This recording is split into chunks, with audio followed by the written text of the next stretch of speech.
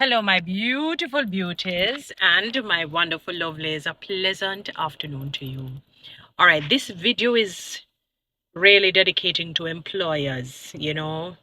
Whether you own the company, you're a CEO, you're a manager, supervisor in public sector and in private sector. One of the beautiful things you can ever do in this life, apart from being an excellent, for example, if you're a wife to your husband, being an excellent wife, being an excellent mother. That's one of the best things you would have contributed greatly. You would have exemplified when Jesus said, and I sum up the entire commandment in one, that you love one another. You would have been sowing seeds of greatness for for the next generation and the next generation, even 4 or 5 generations to come.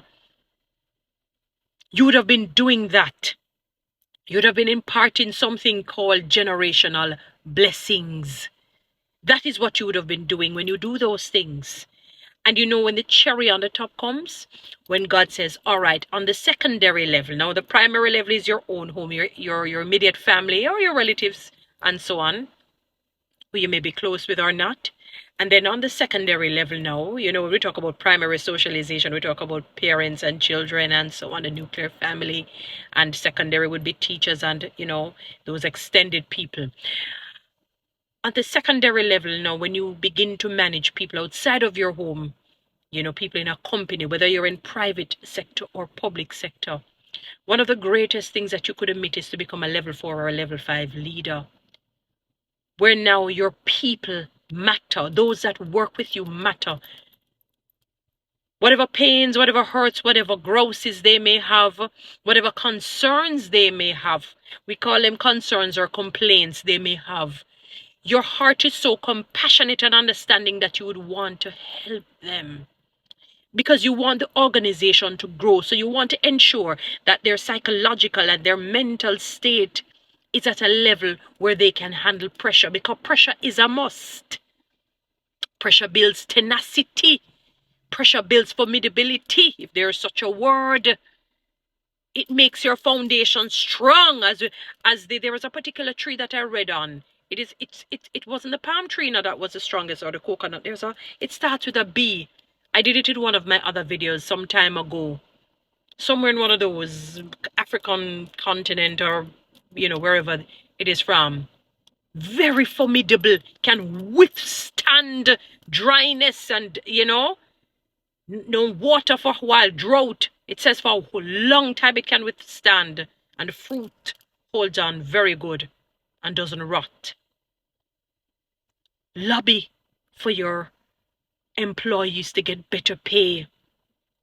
Lobby for harmony and unity among employees. And when you see any sort of disunity or somebody trying to create some problem, deal with it, get rid of the problem. And when I say get rid of, I don't necessarily mean that you have to fire the person unless the person is unwilling to change and creating some sort of deficit in the country, in every way. Then you may have to say we need to part ways. But ensure that your employees are happy.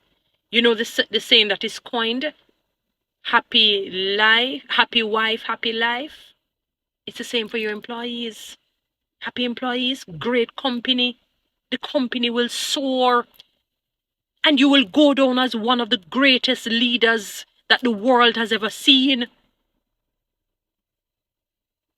If I were in your position, I would want somebody to dub me as that. I remember the last place I worked, I was not even a leader really, although we're all leaders. And about 2 or 3 of my employees sent me a voice note. I kept them until this day. How I've impacted their lives greatly, made them become better workers. I never tore them down, never made them feel insignificant because they had weaknesses and they were growing in the job.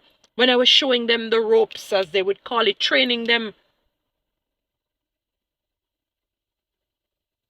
Ensure that your employees' health and wellness state is in a good place. I mean, even though, the onus is upon the person to be that way, but be like a reinforcement where that is concerned.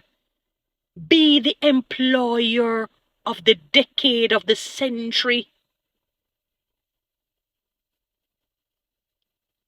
Cause and allow your employees to say, I can liken him unto one of our national heroes who really fought for the people, who fought for truth, who fought for justice and fairness and equality where equality was needed, but fought for equity. That's how they must recognize you and know you to be as an employer.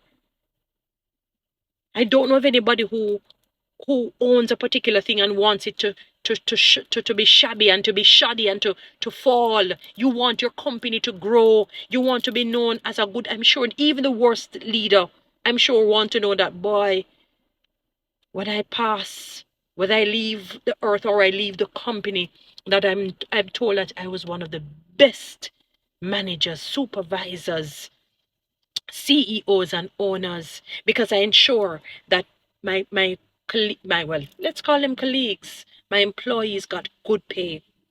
I ensure that they got good benefits. I ensure that there was harmony and unity as far as it depends on me. That the atmosphere, the environment is just good. That's a level 4, level 5. People centric. People centric. That's what make you a great leader. When you're people-centric, Jesus was a great leader because is a great leader, was and is the greatest leader. Because he was people-centric, always looking for somebody to help and to make his or her life better, always. And he went for the ones who you think he would not go for. He went for the ones that you would have discarded like a piece of lint, discarded like a piece of bottled cork, discarded like just a little, like sand or dirt under your feet. Always, the Bible says, Jesus saw the multitude and had compassion, fed them with the word, fed their emotional intelligence. Tried this, he did, used his power to build it, to build their IQ and their EQ. That's emotional intelligence and the intelligence quotient. And then he filled their stomachs and filled their pockets. He dealt with the entire man and he dealt with them physically if they were ill. He's the greatest leader ever. He made sure that you were mentally sound, psychologically sound, financially sound, physically sound, and spiritually sound. Dealt with the entire man. As an employer, you must be known as somebody who is fair and who is just and who find ways of making people grow. Because when you do that, it doesn't take away from you, it actually adds.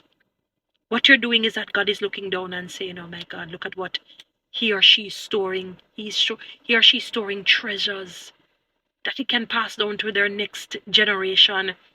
Look at the seeds. I am so proud of Toni-Ann. I'm so proud of Tom. I'm so proud of Jane. I'm so proud of Harry. Harry's not executing or emitting malicious or malignant jealousy and envy, but sowing seeds of greatness so that their families can be blessed, their friends can be blessed, anyone that they come in contact with can be blessed. Because they're being an excellent and exemplary, unusual, unorthodox employer, manager, CEO, supervisor. Recently, I saw some students, I don't remember which school, singing a beautiful song. I don't know, I remember who sang the song. Is it Alicia Keys?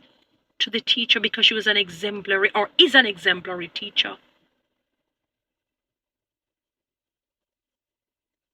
Tears came to her eyes because she never expected it. And let me tell you, if they did mean it, they would not have done it. These young people these days, they remind me of me. I feel like I'm timeless. I think I'm part of this Gen Z. Because I'm like that. If I don't mean it, I will be respectful and diplomatic. Be an exemplary employee. Ensure that your workers are happy as best as you can do it. And you know within yourself that you're doing it. And stop this foolishness about you don't like this one and you don't know. And you will see the growth and the development of the company and your own life. Because God will reward you for your good work. Guys, follow me on TikTok, subscribe to my YouTube channel, and please share this message.